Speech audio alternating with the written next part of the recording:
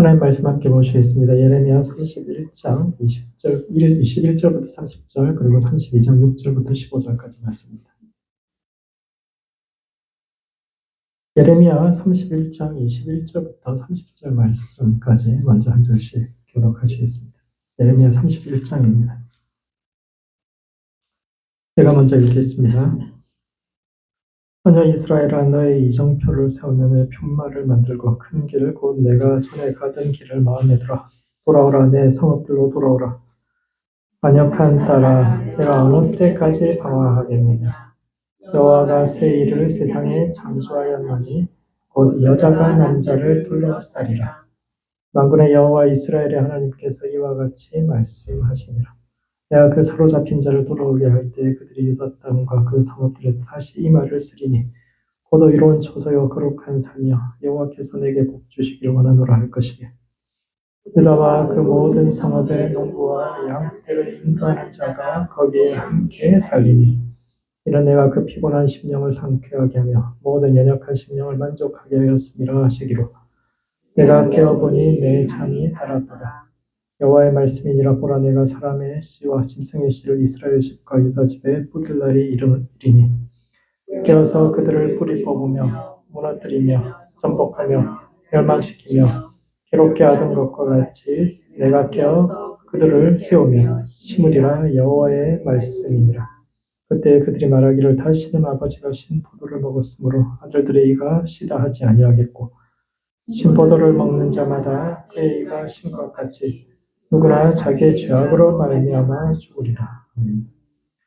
32장 6절부터 15절 말씀도 한 절씩 기도하시겠습니다. 제가 먼저 읽겠습니다.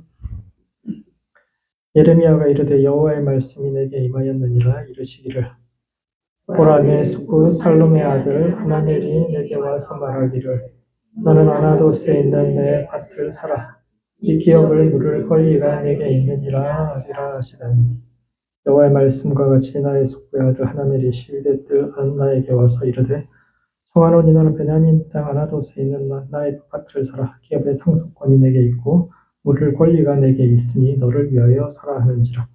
내가 이것이 여호와의 말씀인 줄 알았으므로 내 숙부의 아들 하나멜의 아나돗에 있는 밭을 사는데 은 17세겔을 달아주되 증서를 써서 봉인하고 증인을 세우고 은을 저울에 달아주고 법과 규례대로 봉인하고 봉인하지 아니한 매매의 증서를 내가 가지고 나의 숙부의 아들 하나멜과 매매 증서에 인친 증인 앞과 시위대들에 앉아있는 유다 모든 사람 앞에서 그 매매 증서를 마세야의 손자 네리야의 아들 바룩에게 붙이며 그들의 앞에서 바룩에게 명령하여 이르되 만군의 여호와 이스라엘의 하나님께서 이와 같이 말씀하시기를 너는 이 증서 곧 봉인하고 봉인하지 않은 매매 증서를 가지고 토기에 담아 오랫동안 보존하게 하라.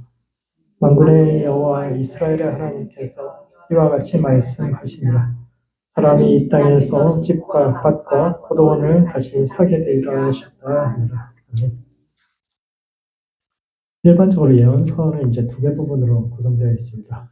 하나님 백성에 대한 심판, 그리고 그 심판 너머에서 오고 있는 회복에 대해서 이야기하는데, 예레미야 31장과 32장은 예레미야가 말하는 회복에 관해서 이야기하는데, 예레미야가 말하고자 하는 회복의, 하나님 나라의 회복의 핵심이 무엇인지, 그리고 이 말씀이 오늘을 살아가는 우리의 삶과 신앙의 던진 의미가 무엇인지에 대해 함께 생각해 보는 시간을 갖도록 하겠습니다. 첫 번째, 여호와께서 계획하시는 새 일이 있습니다.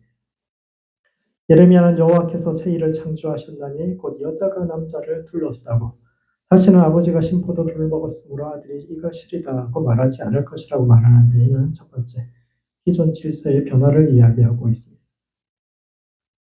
역사의 초창기에 이집트에서 종살이했던 이스라엘 백성들에게 있어서 복이라는 것은 하나님께서 주신 자기 땅에서 평안히 사는 그게 복입니다. 여러분은 뭐가 복입니까? 우리도 워낙 고생을 많이 하고 전쟁도 겪고 식민지 그러다 보니까 잘 먹고 잘 살고 배고프지 않고 사는 이런 것을 이제 복이라고 근본적으로 이제 쭉 생각을 하는데, 이스라엘 민족은 자기 땅에 있는 게 복입니다. 자기 땅에 있는. 그걸 가장 비참한 건 뭐냐면 자기 땅을 잃어버리고 남의 땅에서 나그네같이 살아가는 거예요. 우리 생각에는 그렇잖아요. 미국 이민 와서 한국 사는 것보다 더 잘 좋잖아요. 어느 나라에 가서 살면 어떠나 이렇게 생각을 하지만 그 사람들은 오랫동안 진짜 자기 땅이 없이 남의 나라 가서 힘들게 살았기 때문에 어떻게 해서든지 하나님께서 주신 자기 땅 안에 사는 것. 그게 이제 이 사람들의 가장 큰 복이고, 심판은 땅을 뺏기고 쫓겨나는 것이며, 따라서 회복 역시 땅의 회복, 땅이 돌아오는 것. 그것이 이제 하나님의 복에 다시 들어가는 것이고, 하나님의 백성 된다. 이렇게 생각을 합니다. 그래서 예레미야의 회복 역시도 이정표를 세우고 편말을 만들라라는 말로부터 시작되는데, 이것은 멈추었던 상업과 여행이 이제 재개될 것이다라는 그런 희망이죠. 시대가 혼란하면 가장 먼저 줄어드는 것이 여행입니다. 사람들이 여행 안 갑니다. 힘들고 어려우면 여행 잘 안 가죠. 그 위험하니까. 길이 위험하니까. 낯선 땅에 안전이 보장되지 않으니까 여행이 안 가고, 거기에 따라서 상업도 줄어듭니다. 장사하는 사람들도 돌아다니잖아요. 그렇게 되면 결과가 뭐냐면 길이 없어집니다. 길도 사람이 계속 다녀야 길이 되는 거지. 사람이 안 다니고 지금처럼 아스팔트 깔려있는 길도 오랫동안 방치하면 그냥 길이 없어지는데, 옛날 흙길이 어떻게 되겠어요? 사람이 안 다니면 금방 길이 사라집니다. 그런데 그 길이 회복, 이정표가 세워진다는 것은 길이 회복된다라는 것이요. 그래서 사람들이 돌아오고 모든 것이 제자리를 찾아가며, 그때 여호와께서 하시는 일이 있는데, 그것이 여자가 남자를 둘러싸는 것이에요. 여호와께서 행하시는 새 일이 있을 것이다 라고 이야기. 그게 이제 여자가 남자를 둘러싸는 것이다 라고. 이 말이 무슨 뜻일까요? 하나님께서 행하시는 새 일이 여자가 남자를 둘러싼다. 이게 무슨 뜻일까요? 일반적으로 여호와께서 행하시는 새 일이라는 것은 새로운 창조를 뜻하는 말로, 성경에는 대표적으로 5가지의 하나님께서 하시는 새 일이 있습니다. 가장 유명한 게 이제 이사야가 2가지를 이야기하죠. 하나님께서 광야의 길을, 사막의 강을 내시리라. 이것이 여호와께서 하시는 새 일이다라고 이야기하는데, 이것은 출애굽할 때 하나님께서 홍해를 가르시고 이스라엘 백성들을 구원하여 내셨듯이, 광야의 길을 만들고 사막의 강을 만들어서 새로운 구원으로, 그 광야를, 사막을 넘어서 그 죽음의 땅을 지나서 하나님께서 이스라엘에게 새로운 구원, 더 큰 구원, 새 일을 행하실 것이다. 그래서 당신의 백성들을 인도해서 마침내 새로운 약속의 땅으로 이끌 것이다. 다시 한번 출애굽이 일어나는, 이것이 이사야가 이야기하는 새 일입니다. 다음으로 고린도전서에서는 누구든지 그리스도 안에 있으면 새로운 피조물이라고 이야기하는데, 하나님께서 하시는 새 일이라는 것은 사람을 새롭게 하는 겁니다. 죄와 악에 물든 첫 번째 사람을 성령으로 씻어서 새로운 사람, 우리의 영혼 깊은 곳으로부터 정결한 사람이, 거룩한 사람이 되게 하는 것, 그것이 하나님께서 하시는 세 번째 새 일이고, 네 번째 새 일은 계시록에 나오는 새 하늘과 새 땅을 만들 것이다 라는 그 말씀입니다. 만물을 새롭게 하여서 완전히 새로운 세상, 하늘과 땅이 새로워지는 신천 신지를 만드는 것, 그것이 하나님께서 행하시는 새로운 일이고, 이와 같이 여호와의 새 일은 예언자들이 바라보는 새로운 세상과 미래를 함축적으로 표현하는 이야기인데, 거기에 한 가지 이야기한 것이 예레미야도 하나님께서 하시는 새 일, 예레미야가 기대하는, 예레미야가 바라보고 있는 하나님께서 이 땅에 이루어 가시는 그 하나님 나라의 핵심을 뭐라고 이야기하냐면, 여자가 남자를 둘러싸는 세상, 그리고 그것도 이미 창조되었다. 다른 모든 사람들은 그것이 언젠가 올 미래처럼 이렇게 이야기하는데, 이미 하나님께서 새롭게 창조했다. 그것은 변할 수 없는 미래다라고 이야기, 완료형 시제를 사용하고 있는데, 그렇다면 예레미야가 바라보는 새로운 세상으로서의 여자가 남자를 둘러싼다 라는 말의 뜻은 뭘까요? 도대체 이게 무슨 말일까요? 여자가 남자를 둘러싼다. 이게 무슨 하나님 나라의 본질이고 새로운 하나님의 창조일까요? 사실 이 본문은 번역이 쉽지 않은 본문인데, 원문은 딱 3단어로 되어 있습니다. 여자들이 용사들을 사방에서, 이 3단어를 이제 조합해가지고 이제 번역을 해야 됩니다. 여자들이 용사들, 또는 여자들이 남자들을 사방에서. 어떻게 번역해야 될까요? 여러 가지 번역을 사람들이 하는데, 여자가 남자를 둘러싼다, 이게 이제 개역의 번역이고, 다른 성경에서는, 다른 번역에서는 여자가 남자를 안는다, 또는 여자가 남자를 쫓아다닌다, 그리고 여자가 남자를 무찌른다, 이와 같은 번역들이 있는데, 내용은 거의 비슷한 것 같아요. 남자가 중심이고 여자는 주변으로 살아가던 기존의 세상이 변화해서 여자도 남자와 같은 위치에서 둘러싼다는 말이 이제 막 주변에 둘러싼다는 이런 것도 있죠. 이렇게 안아주는 그것도 포함하고 그런 표현을 사비브 주변에서 이런 표현을 쓰거든요. 그 여자가 남자를 안아주는 시대. 할렐루야. 남자만 여자를 안아주고 보호하고 그런 시대가 아니에요. 여자가 남자를 안아주는 시대. 여자가 남자와 같은 위치에 서거나 또는 여자가 훨씬 더 강력한 힘을 가질 수도 있는 평등한 새로운 시대, 이런 것을 이야기하고 있습니다. 나아가서 하나님만 백성을 사랑하는 것이 아니라 여성으로서 상징되는 하나님의 백성도 하나님을 열렬하게 사랑하고 백성들이 하나님을 안아주는 시대, 그런 시대가 열릴 것이다. 이렇게 이야기하고 있는데, 그런 점에서 예레미야는 매우 특이한 예언자입니다. 예레미야 시대의 사람들이 이 말씀을 들었을 때 어떻게 느꼈을까요? 지금 우리가 들어도 굉장히 좀 이상한 말이잖아요. 자, 이사야가 이야기하는 여호와의 세일은 어떻습니까? 사막에 강을 내시고 광야에 길을 내셔서 하나님께서 우리를 구원하시고, 너무 이해가 되잖아요. 하나님께서 우리를 새롭게 하셔서 만물을 새롭게 하시고 하늘과 땅을 새롭게 하시는 새 창조를 하실 것이다. 이거 너무너무 이해가 되잖아요. 그런데 이사야가 바라보는 다가오는 하나님 나라는 여자가 남자를 둘러싸는 시대, 여자가 남자를 포용하는 시대가 될 것이다. 이게 그 시대 사람들이 어떻게 받아들였을까? 불과 몇십 년 전까지만 해도 사람들이 무슨 이야기 했습니까? 암탉이 울면은 집안이 망한다. 이런 이야기 하던 시대. 이스라엘도 우리와 다르지 않거든요. 여자는 조심해야 한다. 이런 문화 속에 있던 사람인데, 그 시대에 새로운 시대는 어떤 시대가 될 것인가? 여자가 남자를 포용하는 시대가 될 것이다. 아마도 그 시대 사람들이 이 말을 들었으면 당장 했을 말이 그럴 겁니다. 세상 말세지. 어떻게 남자가 여자를 안아주고, 그게 당연한 거죠. 어떻게 여자가 남자를 안아주고, 여자가 남자를 보호해주고.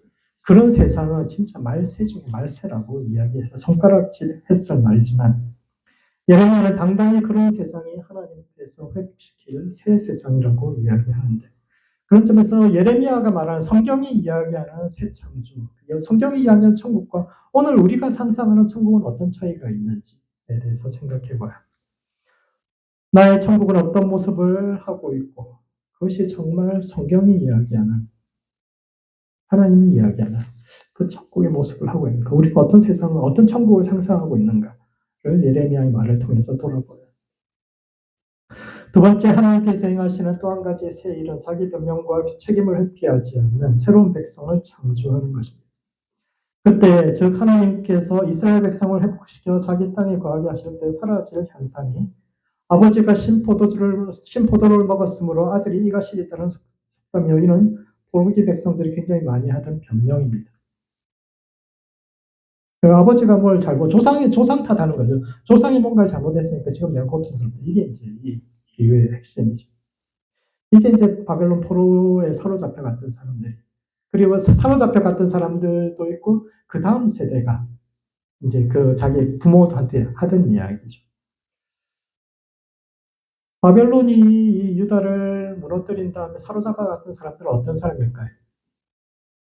고대 사회에서 가장 귀한 자원은 사람인데 어떤 사람을 사로잡아 갔을까요? 잡아가는 사람과 남겨두고 가는 사람의 차이, 그 기준이 뭘까요? 잡아가는 사람은 주로 힘있고 또 지식 있고 똑똑하고 일 시키면 잘할 만한 젊은 사람들을 중심으로 잡아가요. 특히 기술이 있거나 지식을 가진 사람들이 그 시대에도 굉장히 높은 걸 가지고 있었죠. 그래서 바벨론에서 끌고 갔다라고 이야기하는 사람, 포로들은 사실 엘리트를 붙잡아 간 겁니다. 근데 그 바벨론에 사로잡혀 간 사람들의 자녀들은 어땠을까요? 바벨론에서 태어난 그 자녀들은 어떤 생각을 하고 자라게 되었을까요?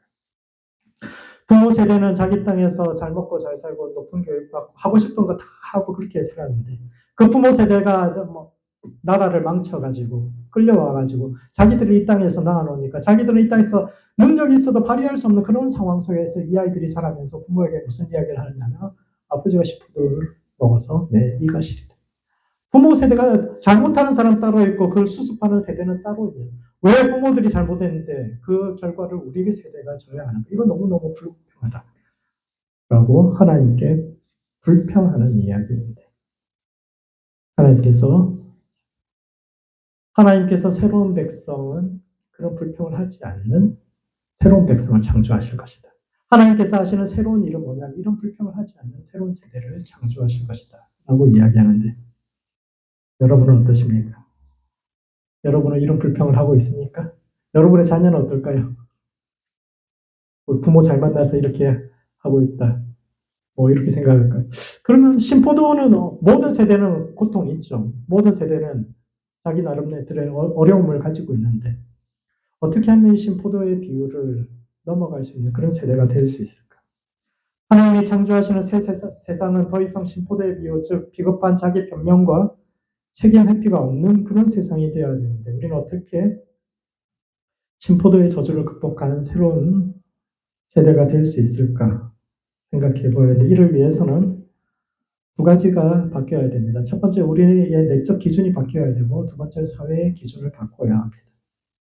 먼저, 우리의 내적 기준을 바꿔야 되는데, 세상이 내리막길을 갈 때 홀로 시대를 거스르는 영웅이 되라고 사람들에게 요구하지 말아야 합니다. 예레미야 45장에 보면 하나님께서 바룩에게 주신 말씀 중에 한 가지가 너는 큰 것을 구하지 말라. 내 생명을 구한 것이 내 생명이 너의 전리품이다. 이런 말씀이 있습니다. 이게 무슨 뜻인가 하면 바룩이 어떤 사람인가 하면 예레미야의 비서 같은 사람입니다. 예레미야의 말씀을 기록해가지고 그것을 문서로 만들어가지고 계속 보관하고 있다가 결국 이제 오늘날 우리가 읽는 형태로 남긴 사람이 바룩입니다. 예레미야는 그냥 말을 했고요. 하나님께서 이렇게 말씀하신다라고 사람들한테 말을 했고, 그럼 바룩이 그것을 기록해놨다가 나중에 이제 날짜별로 또 중요한 주제별로 이렇게 모은 사람이 이제 바룩인데, 이 사람은 굉장히 명문가 출신입니다. 할아버지가 예루살렘 시장이었어요. 그래서 동생은 왕의 비서실장입니다. 굉장히 이제 파워 있는 사람들이죠. 이 사람은 굉장히 영적인 것에 관심이 있었습니다. 그래서 자기도 큰 선지자가 되고 싶었지만 자기한테 그런 메시지가 오지 않으니까 예레미야 옆에서 이제 그의 글을 예레미야가 맨날 갇혀 있기도 하고 사람들한테 돌맞기도 하고 그렇게 할 때 예레미야 대신 사람들한테 가가지고 하나님 말씀 이런 것이다 설명하고 쭉 이랬던 사람인데 그래서 이 사람도 굉장히 큰 영적인 야망이나 이런 것이 있었던 것 같아요. 그런데 그 사람에게 딱 하나님께서 말씀하시는 것이 너는 큰 것을 기대하지 마라. 내 생명이 너의 전리품이다. 다른 사람은 자기 생명도 구하지 못하는데 이 시대에 그냥 이 생명 하나 보존하는 그것만으로도 너무 큰일 하고 있다. 이런 이야기하는 겁니다.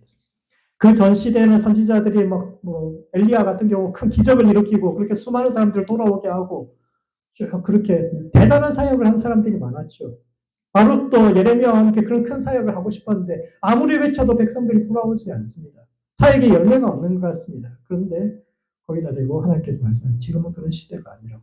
지금은 네 영혼 하나 구원하는 것만 해도 큰일 나는 거라고. 너의 생명이 너의 전리품이다.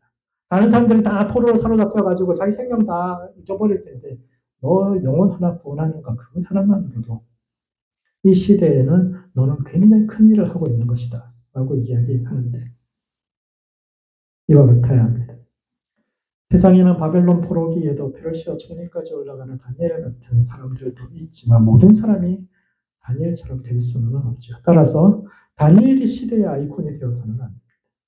오히려 예레미야나 바룩과 같이 그 시대 속에서 어떤 사람을 우리가 바라보고 자기 내적 기준을 바꿔야 하고 또 한 가지 해야 할 일은 새로운 시대의 대안을 제안할 수 있어요. 오늘날 미국의 진보운동의 사상적 토대를 마련한 사람이 헨리 조지라는 사람이고 그가 쓴 책이 진보와 빈곤이라는 책입니다.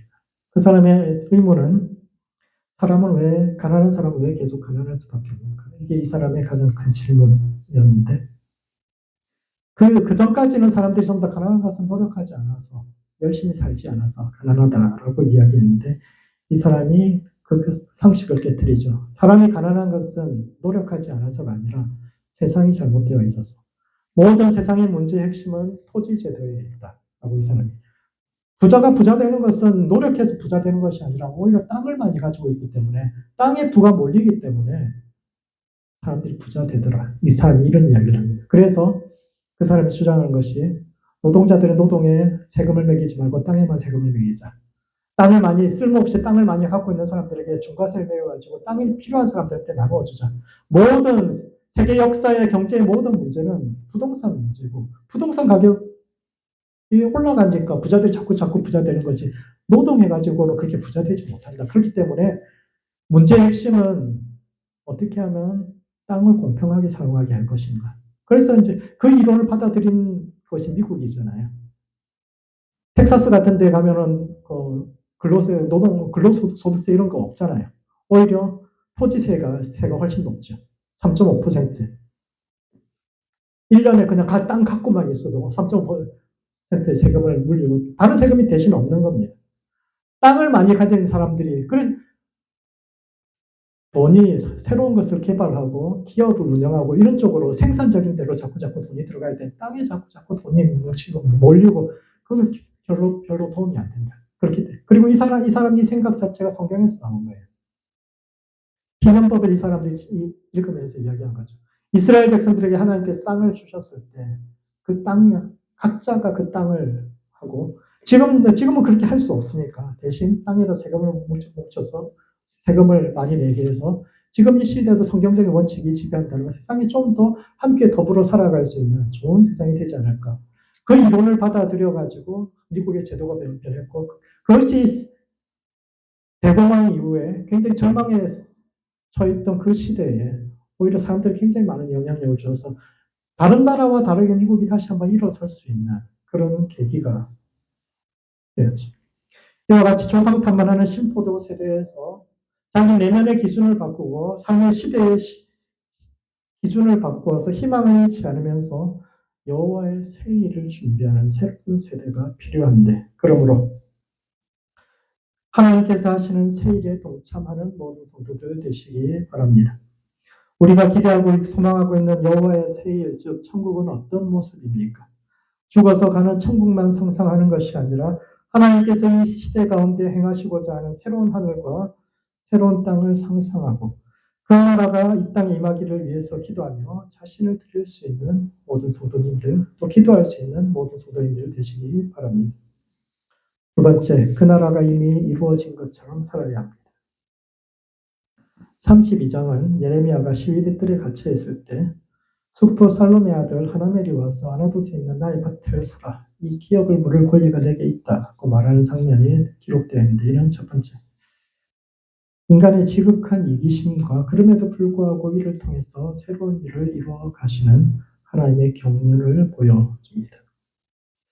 본문에서 주위에서 보아야 할 표현이 세 가지가 있는데 한 가지는 숙부의 아들이라는 표현과 두 번째는 아나돗이라는 지명이 3번 나오는 것과 세 번째는 기업을 누릴 권리라는 말입니다. 먼저 왜 예레미야는 하나멜을 사촌이라고 말하지 않고 숙부의 아들이라고 표현했을까요? 사촌이라고 이야기하면 숙부의 아들이 뭡니까? 사촌이잖아요. 사촌이라고 표현하면 될 걸 왜 숙부의 아들이라고 표현했을까요? 왜냐하면 히브리어에는 사촌이란 말이 없기 때문입니다. 삼촌의 아들이란 말이 가장 정확한 표현이에요. 그런데 일반적으로는 삼촌의 아들이라고 이야기하지 않고 나의 형제라고 이야기해요. 사촌도 그냥 형제라고 이야기해요. 나의 친족이라고 이야기를 하죠. 그런데 왜 나의 형제라고 이야기하지 않고 우리 삼촌의 아들이라고 멀리 이야기하고 이것은 하나멜과의 거리감을 표현하는 것이요. 삼촌은 나와 관계가 있는데 쟤는 나랑 별 관계 없는 사람이야. 이런 표현. 아나돗은 예레미야 가문이 예전부터 몰려 살던 집성촌에 인구가 그리 많은 것도 아니고 따라서 사촌이라면 어려서부터 함께 뛰어놀던 친구일 텐데 삼촌보다 훨씬 가까운 친구일 텐데 그런 그를 형제나 친족이 아닌 삼촌의 아들이라는 거리감 있는 표현으로 부르고 있습니다. 뿐만 아니라 예레미야는 그 땅이 아나돗에 있다고 3번이나 반복해서 이야기하는데 이것은 쓸모없고 가치없는 땅이라는 뜻입니다. 이 사건이 발생한 시점이 시드기야 왕 10년인데 시드기야 12년에 나라가 망합니다. 그러니까 나라가 망하기 한 1년 반쯤 전이에요. 1년 반쯤 전인데 그리고 그 시간은 이미 바벨론 군대가 와서 예루살렘 포위한 게 2년 뒤에 항복하거든요. 이미 예루살렘 포위하고 있을 때요. 그러니까 아나돗은 예루살렘 북쪽으로 한 4km 정도 있는 위치인데 그 땅이 이미 점령되었거나 곧 점령될 땅으로서 아무런 가치가 없는 땅. 뭐 사봐야 이미 뭐 족한테 넘어가 있는 그런 땅인데 그 땅 뭐하러 삽니까? 뿐만 아니라 예레미야의 고향이긴 하지만 예레미야가 아나돗하고 절연한 사이지 않습니까? 아나돗이 은퇴한 제사장들이 사는 지역이고 그 예레미야 가문도 밀려났지만 그래도 제사장 가문이어서 예루살렘에서 조금씩 일거리 받아가지고 그 성전 일을 하면서 쭉 살아가는데 예레미야가 성전을 비판하고 뭐 기득권을 비판하고 나니까 예루살렘에 있는 사람들, 높은 사람들의 심기가 불편해졌죠. 그러니까 예레미야만이 아니라 아나도 사람들에 대해서 굉장히 뭐 분위기가 안 좋아지고 일거리도 떨어지고 이렇게 이야기하니까 아나도 사람 중에서도 뭐 예레미야 문제가 있다. 그래서 오히려 우리가 예레미야를 죽여야 되는 거 아니에요? 이런 이야기까지 오갈 정도로 분위기가 나빠지고 그렇게 하니까 예레미야가 아나도 자기 고향이지만 그 고향하고 절연했거든요. 나는 이제 아나도 사람 아니다라고 얘기했는데 그 아나도스의 사람이 자기 사촌이 와가지고 이 땅 사라고 이게 물을 권리가 내게 있다 이렇게 이야기하는데 아마도 이 사촌이 예레미야 제거해야 된다고 했던 사람일 수도 있어요. 예레미야로서는 기가 차는 이야기. 숙부같이 나이 든 세대는 그래도 우리가 제사장 가문으로서 우리 가문에게 맡겨졌던 사명이 있는데 솔로몬 이래로 우리가 쫓겨났지만 그럼에도 불구하고 우리 가문이 이스라엘의 역사를 바라보고 무엇이 하나님의 뜻인가를 말해줘야 할 우리 가문에 맡겨진 숙제가 있는데 그 숙제해야 하는데 이렇게 생각하는 사람이 나이 든 세대는 그렇게 하지만 젊은 세대는 현실적이니까 우리 그래도 뭐 저기서 일거리 받아서 먹고 살아야 되는데 예레미야가 자꾸 엉뚱한 소리 하면 우리가 피해를 보니까 예레미야 때문에 우리가 피해를 보니까 얘 좀 어떻게 하자 이렇게 해서 서로 관계가 틀어져 있는데 뜬금없이 고향 땅 사라고 이야기할 뿐만 아니라 그 밭을 사는 것이 권리라고 기업 물을 권리를 행사하라고 이야기합니다. 기업 물르는 것이 권리가 될 수 있습니까? 쉽게 말해서 사람들이 늘 기업 물을 권리 이야기하지만 그게 진짜 권리입니까? 권리라는 것은 이익을 누릴 수 있는 정당한 자격을 뜻하는데 땅을 물러서 그 시대에 그런 형편 속에서 이미 포위되어 있는 그 상황에서 그 땅을 물러서 자기가 얻을 이익이 뭐가 있습니까? 뿐만 아니라 당시 예레미야는 감옥에 갇혀있던 상태입니다. 그렇지 않아도 불리한 전쟁에서 불길한 예언으로 백성들의 마음을 뒤흔든다고. 그래서 바벨론에게 도움을 준 간첩 혐의로 잡혀가지고 뭐 왕의 감옥에 갇혀있는 중이고 전쟁이 점점 불리해지니까 언제 처형당할지 몰라. 간첩이니까 언제 처형당할지 모르죠. 뿐만 아니라 예레미야에게는 아내도 없고 자식도 없습니다. 하나님께서 예레미야한테 결혼하지 말라고 그랬어요. 이 시대에 너는 결혼하지 말라고 자식 낳지 말라고 하나님께서 말씀하셨고 자식도 없고 부인도 없어요. 따라서 예레미야가 그 밭을 사도 그가 죽고 나면 그 밭은 다시 하나멜에게로 돌아갈 것이요. 감옥에서 풀려난다고 살아서 풀려난다고 해도 나라가 망하면 그 땅에 대한 모든 권리 없어지는 겁니다. 하나님의 입장에서는 하나멜이 그 상황에서 와서 이렇게 이야기한다라는 것은 하나님의 생각에는 예레미야가 곧 죽을 거라고 생각합니다. 감옥에서 못 나오고 죽을 거야. 따라서 예레미야의 재산은 먼저 차지하는 사람이 인자입니다. 그러니까 쓸모없는 땅 갖다 주면서 이거 너한테 줄 테니까 너 가지고 있는 뭐 그 감옥에 갇혀 있어서 언제 죽을지 모르는데 뭐 그 재산이라도 우리 주고 가라 이런 이야기 하는 것이고 그래서 예레미야도 하나님께 질문하죠. 예레미야가 이 말 뜻을 진짜 형제가 너무너무 가난하고 어려워서 도와달라고 이야기했으면 그 부담 없이 도와줬을 거예요. 그런데 하나멜이 와서 이렇게 이야기하는 그런 상황이 아닌 거예요. 오히려 평소에 사이가 나빴던 예레미야한테 와서 너 어차피 죽을 거니까 네 재산이라도 우리한테 다 주고 가 이렇게 이야기해요. 그게 너무너무 기분이 나쁜 겁니다. 그래서 예레미야도 하나님 앞에 그렇게 질문을 하죠. 오늘 우리가 읽었던 본문에는 하나님 먼저 와서 그런 이야기 할 것이야 땅 사라 이렇게 말씀하시는 것 같지만 뒤에 쭉 읽어보시면 25절 이후에는 하나님 왜 제가 그 땅을 사야 됩니까? 아니 그 땅 사봐야 우리 땅 될 것도 아니고 망한다고 말씀하셨잖아요. 땅에 대한 모든 유대의 권리가 사라지고 이 땅 전부 다 바벨론 땅 되면서 그 권리를 할 수도 없는데 왜 그 땅 사야 합니까? 뿐만 아니라 형제가 와가지고 이야기하는 것이 좋은 의도로 진짜 도와달라고 이야기하는 게 아니라 진짜 나쁜 의도로 와서 이야기. 그걸 왜 사야 합니까? 그 나쁜 의도를 왜 올려줘야 합니까? 라고 질문하는데 그때 하나님께서 이것은 너희가 훗날 이 땅에 돌아가서 이 땅을 다시 소유하게 될 미래에 대한 보정을 백성에게 보여주기 위함이다. 그러니까 너는 그 땅을 사라. 라고 말씀하셨고 그래서 예레미야가 삽니다. 두 번째 이는 새로운 백성이 일어나게 될 것에 대한 예언입니다. 그래서 예레미야가 증인들이 보는 앞에서 매매 증서를 작성해서 봉인하고 봉인하지 않은 매매 증서를 토기에다가 오랫동안 보존해 달라고 바로에게 부탁했는데 대여성은 이제 고대의 매매 관습이 어떤 건지를 잘 보여주고 있는 겁니다. 고대에도 등기소 같은 오늘날 등기소 같은 문서 보관소가 있습니다. 그래서 땅을 매매하거나 중요한 상업 거래의 경우에 두 부의 계약서를 작성해서 한 분은 본인이 갖고 그것을 이제 봉인한 문서라고 이야기합니다. 그 딱 찍어가지고 이제 감춰두는 보관해두는 문서고 또 한 가지 당사자가 갖는 문서고 다른 하나는 문서 보관소에 넣어두는 문서인데 이것은 봉인되지 않은 문서로 누구든지 와서 이제 그 문서를 볼 수 있는 겁니다. 우리도 등기소에 와서 물어보잖아요. 이 땅이 누구 소유자가 누구인지 언제 누구한테 얼마에 팔렸는지 이거 다 등기소에 가면 볼 수 있는 것처럼 봉인되지 않은 문서는 그 문서 보관소에 가면은 그 땅에 뭐 프리먼 무슨 땅 뭐 누구 건지 그거 다 볼 수 있는 겁니다. 그래서 예레미야도 관습에 따라서 봉인되지 않은 문서를 바로에게 맡기면서 문서 보관소에 잘 보관해 달라고 그랬는데 왜 그랬을까요? 유대법에 따르면 땅에 대한 권리는 소유권이 아니라 사용권입니다. 땅은 하나님의 것이요 개인이 아닌 가문에게 주어진 것이기 때문에 개인이 임의로 사고 팔 수 없고 또 팔았다고 해도 다음 2년이 되면 원주인에게 돌아가게 됩니다. 따라서 예레미야가 돈을 주고 샀지만 이 땅은 예레미야의 땅이 아닙니다. 다음 2년까지 경작할 수 있는 경작권만 산 겁니다. 전쟁에 지면은 기존의 모든 땅에 대한 권리가 사라지기 때문에 사라지는 것이고 전쟁에 이긴다 하더라도 2년까지 얼마 남지 않았는데 그 기간 지난 다시 하나님에게 돌아가야 되는 그런 땅입니다. 등기소에 등기해놔봐야 무슨 소용이 있습니까?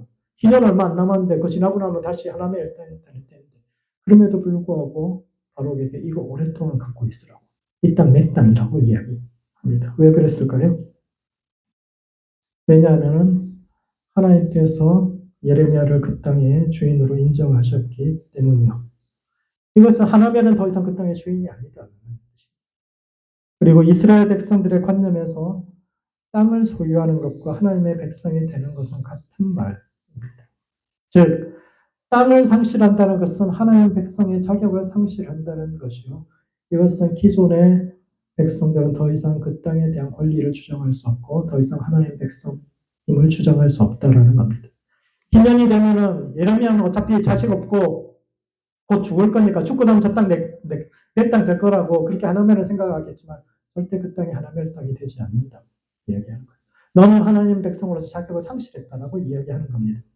하나님께서 인정하시는 땅의 소유자는 그 땅에 대한 대가를 지불하는 사람입니다. 상황이 어렵다고 땅에 대한 의무와 책임을 형제에게 미루어 버리는 하나멜 같은 사람은 더 이상 하나님 백성이 아니고 그런 사람에게 돌아갈 약속의 땅은 없다라는 이야기입니다.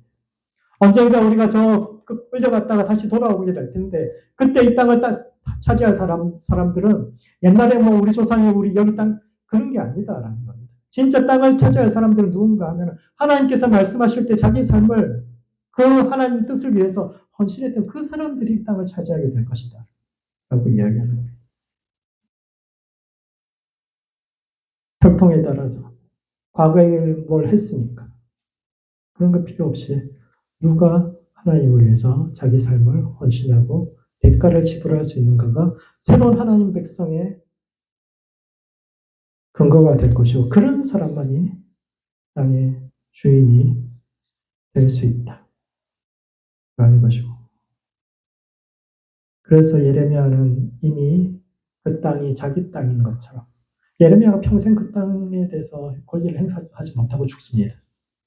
풀려나자마자 이집트에 그냥 끌려가가지고 거기서 죽었어요. 자식도 없고 그랬으니까 결국 그 땅 자기 땅 한 번도 그 땅에서 뭔가를 받아먹은 적이 없어요. 그럼에도 불구하고 예레미야는 하나님께서 저 땅이 내 땅이라고 말씀하셨기 때문에 그 땅이 자기 땅이라고 이미 포로로 끌려가 또 돌아온 것처럼 이미 하나님 나라가 자기 삶이 이루어진 것처럼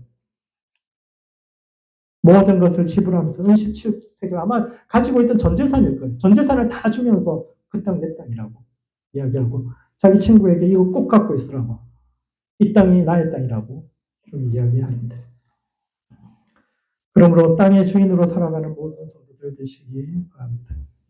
하나님께서 말씀하셨기 때문에 이미 그 나라가 이루어진 것처럼 아직 오지 않은 그 나라를 환영하며 자신의 삶을 바쳐 그 땅을 서고 그 땅의 주인으로 살았던 아브라함이나 예레미야 같이 내 삶을 향한 하나님의 뜻도 재앙이 아니라 평안이요 미래와 희망을 주는 것임을 믿음으로 오늘도 기쁨으로 자신의 삶을 살아가는 모든 성도들 되시기 바랍니다.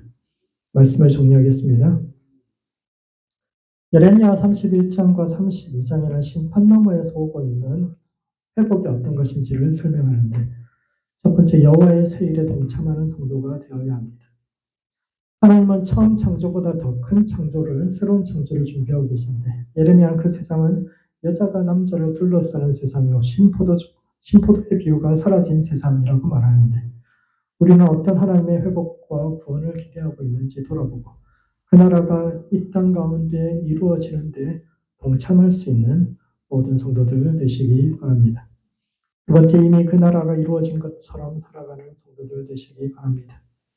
예레미야는 사촌 하나멜의 기업을 물음으로 영원한 하나님 나라를 소유하고 그분의 백성이 될 수 있었는데 눈앞에 보이지 않아도 하나님께서 말씀하신 것은 언젠가 이루어질 것을 믿으며 그 땅을 걸었던 믿음의 조상들처럼 내 삶을 향한 하나님의 뜻과 계획을 믿으며 그 나라가 이미 이루어진 것처럼 오늘 하루를 살아가는 모든 성도들 되시기 바랍니다. 기도하시겠습니다. 기도하실 때는 이미 그 나라가 이루어진 것처럼 살아가는 성도 될 수 있도록 자기 자신을 위해서 기도합시다. 우리를 향한 하나님의 뜻은 재앙이 아니라 평안이며 미래와 희망을 주는 것임을 믿으며 그 나라가 이루어진 것처럼 오늘 하루를 살아갈 수 있도록 자기를 위해서 기도하시고 두 번째는 여호와의 새 일에 동참하는 성도와 교회 될 수 있도록 서로를 위해서 기도합시다. 우리의 삶과 이 땅 가운데 새 일을 행하시는 주님을 믿으며 새로운 미래가 이루어질 수 있도록 자신의 삶으로 대가를 지불하는 성도가 교회 될 수 있도록 서로를 위해서 기도하시겠습니다.